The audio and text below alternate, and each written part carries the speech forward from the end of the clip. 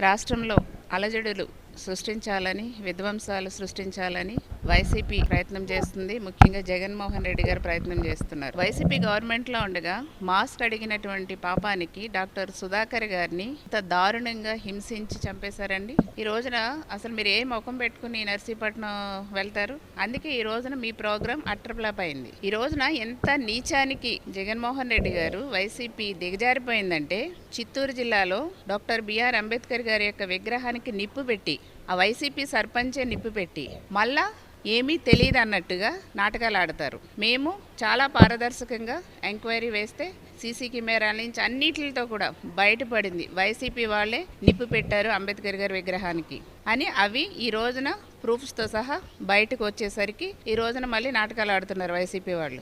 ఏంటండి, మీ వైసీపీ గవర్నమెంట్లో భారత రాజ్యాంగాన్ని, డాక్టర్ బిఆర్ అంబేద్కర్ గారి యొక్క రాజ్యాంగాన్ని తుంగలో తొక్కేశారు.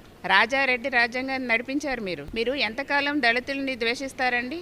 ఎంతకాలం దళితుల మీద పగ సాధిస్తారు జగన్మోహన్ రెడ్డి గారు? మీరు ఎంత దళితులకి ద్రోహం చేశారంటే, ఎంతమంది వైసీపీ గవర్నమెంట్లో దళితులు హత్య చేయబడ్డారు, వేధించబడ్డారు, అఘాయిత్యాలకి గురయ్యారు. మీకు ఇంకా బుద్ధి రాలేదా? ఈ రోజున డాక్టర్ బిఆర్ అంబేద్కర్ గారి యొక్క విగ్రహాన్ని తగలబెట్టేసిందే వైసీపీ వాళ్ళు. మళ్ళా మా మీద రుద్దేసి రాష్ట్రంలో విధ్వంసాలు సృష్టించాలని చూస్తారా? మీరు చూస్తూ కూటమి ప్రభుత్వం ఊరుకోదు. మీరు ఇష్టం వచ్చినట్టు నాటకాలు ఆడితే కూటమి ప్రభుత్వం ఎవరిని కూడా వదిలిపెట్టే ప్రసక్తే లేదు. ఈ రోజున మీరు ఆనాడు ఏం చేశారండి?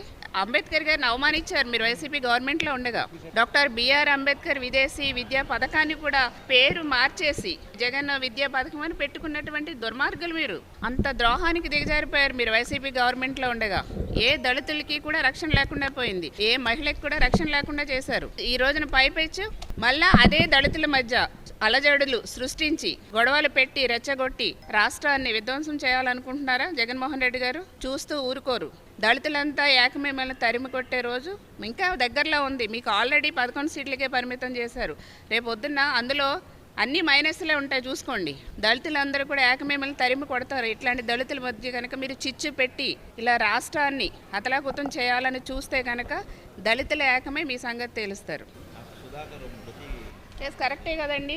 వైసీపీ గవర్నమెంట్లో ఉండగా మాస్క్ అడిగారండి డాక్టర్ గారు, అప్పుడు డాక్టర్ సుధాకర్ గారు. మాస్క్ ఇవ్వకుండా ఆయన చాలా అవమానించారు. ఒక డాక్టర్గా అవమానించారు, ఒక దళితుడిగా అవమానించారు. కనీసం మాస్క్ ఇవ్వకుండా ఆయన చాలా మానసికంగా వేధించారు, చివరికి చంపేశారు. అది క్లియర్గా ప్రజలందరికీ తెలిసింది. పిచ్చివాణ్ణి చేస్తారు కదండి, పిచ్చివాణ్ణి చేసి ఆయన ఎంత దారుణంగా అవమానించి చనిపోయేలా చేశారండి. చంపింది వీళ్ళే, వైసీపీ వాళ్ళే.